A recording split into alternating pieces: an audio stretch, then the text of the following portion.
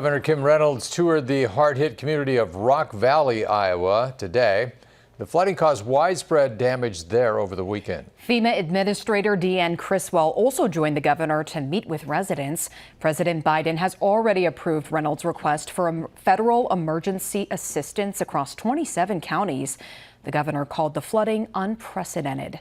She also praised the people of Iowa for how they've helped each other out during this difficult time. I'm really proud. I'm just really proud of Iowans and the way that we respond to disasters and how strong everybody is through all of it. It's really inspiring and encouraging, and it's hard.